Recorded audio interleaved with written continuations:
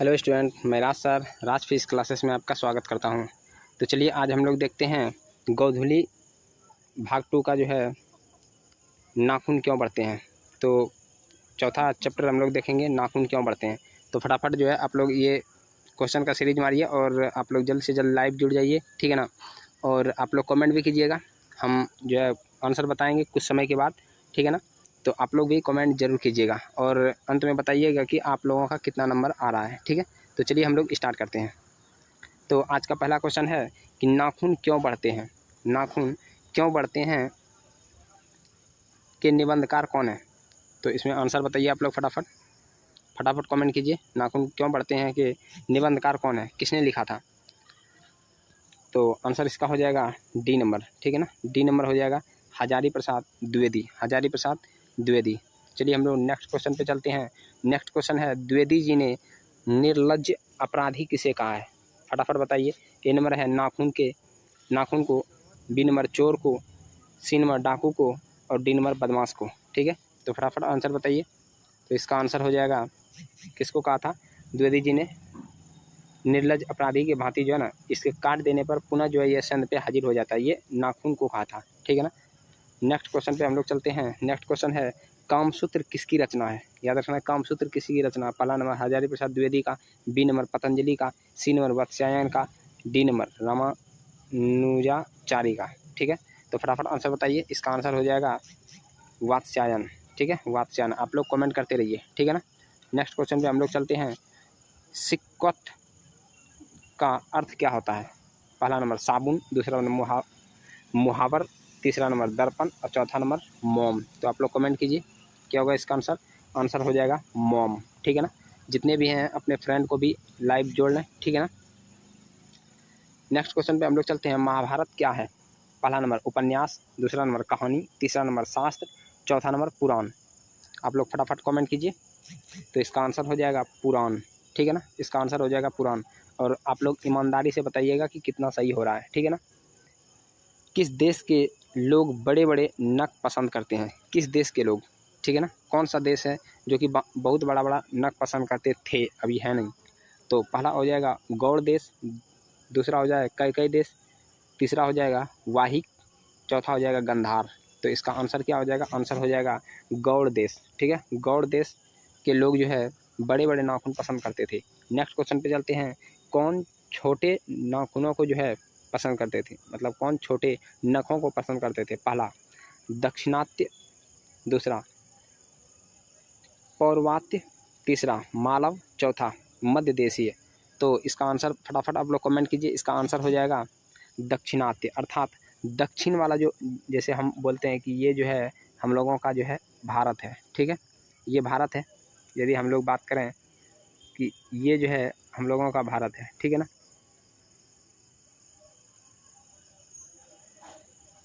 इस तरह हम लोग देखते हैं कि अपना भारत है। इधर वाले भाग में जो दक्षिणात्य वाला हिस्सा था, इधर छोटा छोटा नख रखा जाता था और इधर वाला जो था इधर बड़ा बड़ा नख रखा जाता था, ठीक है ना, बड़ा बड़ा नख। तो ये जो दक्षिण वाला हिस्सा है तो इधर कैसा नख रखा जाता था, छोटा। तो याद रखना है। तो छोटे नख कौन पसंद करते थे, दक्षिणात्य वाले लोग, ठीक है। नेक्स्ट क्वेश्चन पे हम लोग चलते हैं। हजारी प्रसाद द्विवेदी का जन्म कब हुआ था। ऑप्शन है पहला 1905 में, दूसरा 1907 में, तीसरा 1909 में और चौथा 1911 में, ठीक है। फटाफट बताइए हजारी प्रसाद द्विवेदी का जन्म कब हुआ था। तो इसका आंसर हो जाएगा 1907 में, ठीक है। कब हुआ था, 1907 में, याद रखना है। अब यदि हम बात करें ईस्वी सन, थोड़ा सा देख लें क्योंकि हिस्ट्री के जो है ना, हिस्ट्री से बहुत इंपॉर्टेंट है ये।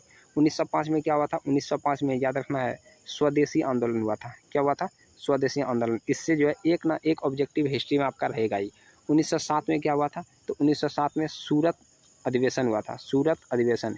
इसी में जो 1907 में सूरत अधिवेशन में ही कांग्रेस दो भागों में बट गया था, याद रखना है, ठीक है। नेक्स्ट पे चलते हैं 1909 में। तो 1909 में मार्ले मिंटो सुधार आया था। क्या आया था, मार्ले मिंटो सुधार। तो याद रखना है मार्ले मिंटो सुधार आया था, ठीक है, 1909 में। और बात करेंगे 1911 का, तो 1911 में क्या हुआ था, 1911 में दिल्ली दरबार सजा था, ठीक है। 1911 में दिल्ली दरबार सजा था। तो ये याद रखना है, ठीक है। इसमें बंगाल विभाजन को रद्द भी किया गया था, तो याद रखना है, ठीक है। तो चलिए नेक्स्ट क्वेश्चन पे हम लोग चलते हैं। हजारी प्रसाद द्विवेदी का जन्म कहाँ हुआ था? Option A number Samastipur Bihar में, बी नंबर हो गया बलिया बिहार में, तीसरा बलिया उत्तर प्रदेश, चौथा इलाहाबाद उत्तर प्रदेश। फटाफट आप लोग आंसर बताइए क्या हो जाएगा। कुछ टाइम दे रहे हैं आप लोगों को, तो आंसर हो जाएगा इसमें सी, ठीक है ना। आंसर हो जाएगा सी। आप लोग कमेंट करते रहिए, ठीक है ना, और अपने दोस्तों को भी जोड़ लीजिए। अगला है कौन मनुष्य का आदर्श नहीं बन सकता है? पहला शेर, दूसरा बंदरिया, सी नंबर भालू, चौथा हाथी। क्या हो जाएगा?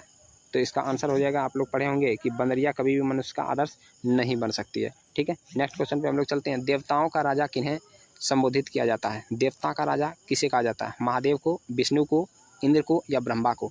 तो याद रखना है, देवताओं का राजा किसे कहा गया है? देवताओं का राजा इंद्र को कहा गया है, ठीक है। नेक्स्ट क्वेश्चन पे हम लोग चलते हैं। नख किसका प्रतीक है? मतलब जो नाखून है वह नाखून किसका प्रतीक है, ठीक है ना। नाखून किसका प्रतीक है? मानवता का है, पशुता का है, या दोनों का है, या इनमें से कोई नहीं? तो आप लोग पशुता का प्रतीक है, याद रखना। किसका प्रतीक है? पशुता का प्रतीक है। नेक्स्ट क्वेश्चन पे हम लोग चलें। तो नेक्स्ट क्वेश्चन है पृथ्वीराज रासो किनका संपादन है? पृथ्वीराज रासो किसने लिखा है? तो इसका आंसर क्या हो जाएगा? पहला नंबर हजारी प्रसाद द्विवेदी, दूसरा मैक्स मुलर, तीसरा सुमित्रानंद पंत और चौथा हो गया नलिनी लोचन शर्मा। तो किसने लिखा है? तो याद रखना पृथ्वीराज रासो जो लिखा है वह हजारी प्रसाद द्विवेदी ने लिखा है। नेक्स्ट क्वेश्चन पे हम लोग चलते हैं। काशी हिंदू विश्वविद्यालय से हजारी प्रसाद द्विवेदी को कौन सा उपाधि मिला था? याद रखना है, पहला पद्म भूषण, दूसरा अशोक चक्र, तीसरा विजय चक्र, चौथा ज्योतिषाचार्य। तो आप लोग आंसर कमेंट कीजिए, इसका आंसर क्या हो जाएगा? इसका आंसर हो जाएगा डी, ज्योतिषाचार्य, ठीक है। नेक्स्ट क्वेश्चन पे हम लोग चलते हैं। हजारी प्रसाद द्विवेदी कब पद्म भूषण की उपाधि से सम्मानित किया गया था? तो इसका आंसर क्या हो जाएगा? हजारी प्रसाद जो है कब इसको मिला था पद्म भूषण जो है ना अवार्ड? तो याद रखना ये मिला था 1957 में। कब मिला था? 1957 में। नेक्स्ट क्वेश्चन पे हम लोग चलते हैं। अशोक के फूल की रचना किसकी है? अशोक के फूल किसकी है? बताइए फटाफट। क्या ये दिनकर की है, या सुमित्रानंद पंत की, हजारी प्रसाद द्विवेदी या गुणाकर मूले? तो बताइए अशोक के फूल किसकी रचना है? तो याद रखना हजारी प्रसाद द्विवेदी की रचना है, ठीक है। बहुत इंपॉर्टेंट है, इससे बाहर एग्जाम में कुछ भी नहीं जाएगा। सो आप लोग जो कंटिन्यू देखते रहिए। हजारी प्रसाद द्विवेदी की मृत्यु कब और कहाँ हुई थी? तो फटाफट आप लोग कमेंट कीजिए। क्या 1979 में दिल्ली में, या 1984 में अजमेर में, या 1989 में उत्तर प्रदेश, या 1994 में कानपुर में हुआ था? तो फटाफट आप लोग कमेंट कीजिए क्या होगा आंसर। तो इसका आंसर हो जाएगा 1979 दिल्ली में। 1979 क्या हो जाएगा? 1979 दिल्ली में हुआ था, ठीक है, हजारी प्रसाद का मृत्यु। अगला क्वेश्चन देखते हैं हम लोग। नाखून का इतिहास किस पुस्तक से मिलता है? नाखून का इतिहास पहला नंबर बताइए कामसूत्र से, दूसरा मेघदूत से, तीसरा महाभाष्य से और चौथा इनमें से कोई नहीं। तो क्या आंसर हो जाएगा? तो आंसर हो जाएगा इसमें कामसूत्र से। किससे मिला है? कामसूत्र से मिला है, ठीक है ना। नेक्स्ट क्वेश्चन पे हम लोग चलते हैं। हजारी प्रसाद द्विवेदी ने डी लिट की उपाधि किस विश्वविद्यालय से प्राप्त की थी? तो फटाफट आप लोग आंसर बताइए। पहला नंबर है मगध विश्वविद्यालय से, पहला नंबर मगध विश्वविद्यालय से, या लखनऊ विश्वविद्यालय से, या चंडीगढ़ से, या काशी हिंदू विश्वविद्यालय से? तो याद रखना है ये जो है बलिया उत्तर प्रदेश के थे, इसलिए जो है लखनऊ विश्वविद्यालय से इसको डिलीट की उपाधि मिली थी, ठीक है। नेक्स्ट क्वेश्चन पे हम लोग चलते हैं। कहानी में चंद्राकार, त्रिकोण, दंतुल, वर्तुलाकार आकृतियों का संबंध मानव के किस अंग से है? तो फटाफट आप लोग आंसर बताइए, मानव के किस अंग से होगा? ये जो है इस प्रकार का जो आकृति बनाता था, ठीक है ना, पहले ज़माने के जो है आदमी इसका जो है यूज करते नाखून का, ठीक है ना, नाखून का ही इस तरह का आकृति बनाते थे, ठीक है। नेक्स्ट क्वेश्चन पे हम लोग चलते हैं कि अलतक का अर्थ क्या था? तेल, अलता, हल्दी, साबुन? तो इसका आंसर फटाफट आप लोग बताइए, कुछ समय आप लोगों को मिल रहा है, ठीक है ना। अलतक का अर्थ होता है अलता, याद रखना है क्या हो जाएगा? अलता। नेक्स्ट क्वेश्चन पे हम लोग चलते हैं। द्विवेदी जी को साहित्य अकादमी पुरस्कार किस रचना पर मिला था?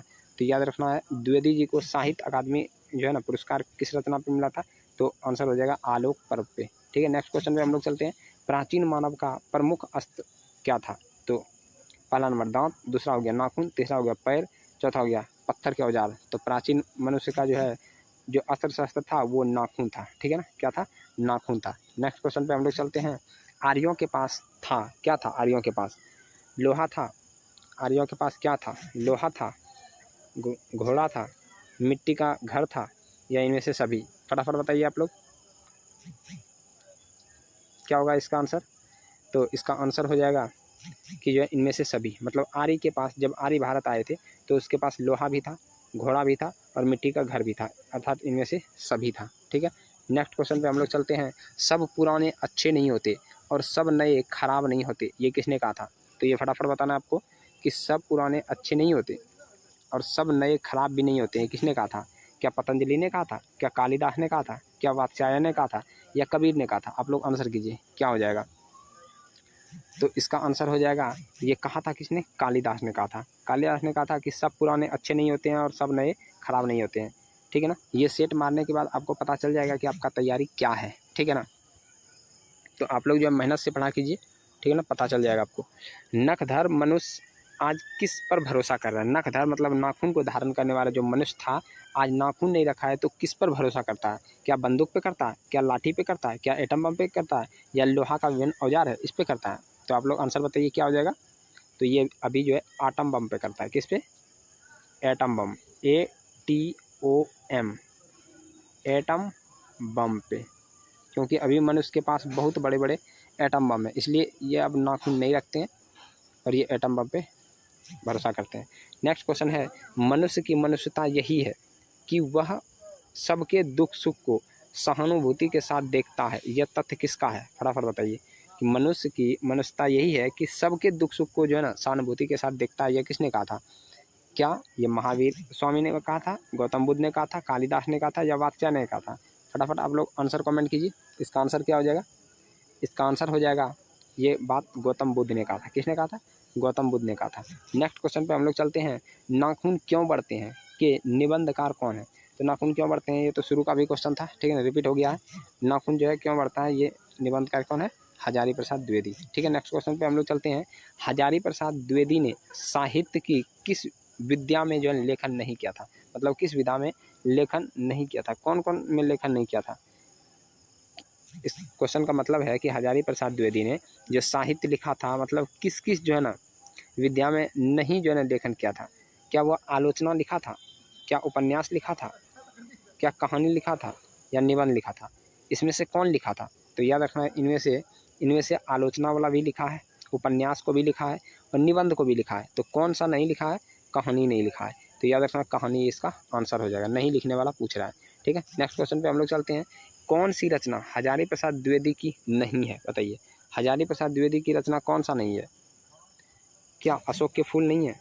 क्या माटी की मूर्तें नहीं है? वान भट्ट की आत्मकथा नहीं है? या हिंदी साहित्य के आदिकाल नहीं है? आप लोग बोलते थे कि जो है ना धीरे बताइए, धीरे बताइए, इसलिए हम आप लोगों को टाइम भी दे रहे हैं ताकि आप लोग जो है क्वेश्चन का आंसर दे सकें। ठीक है ना, ऐसे हम इस सीरीज़ का ही नाम रखे थे फटाफट सीरीज, ताकि हम फटाफट करते हुए निकल जाए। लेकिन अब आप लोग थोड़ा सा जो है आंसर भी क्या कीजिए। ठीक है, तो कौन सा रचना हजारी प्रसाद द्विवेदी का नहीं है? ठीक है ना, तो इसमें माटी की मूरत जो है हजारी प्रसाद द्विवेदी का नहीं है। लेकिन वीवीआई क्या है? अशोक का फूल पूछेगा, किसका है? वान भट्ट की आत्मकथा किसका है? हिंद जो है हिंदी साहित्य का आदिकाल किसकी रचना है? तो याद रखना, ये रचना किसका है? तो हजारी प्रसाद द्विवेदी जी का है। ठीक है ना, नेक्स्ट क्वेश्चन पे हम लोग चलते हैं, हिरोशिमा कहाँ स्थित है? तो आप लोग फटाफट बताइए, क्या ये चीन में स्थित है, जर्मनी में है, नेपाल में है, या जापान में है? फटाफट बताइए, ये शायद आप लोग जानते होंगे हिरोशिमा।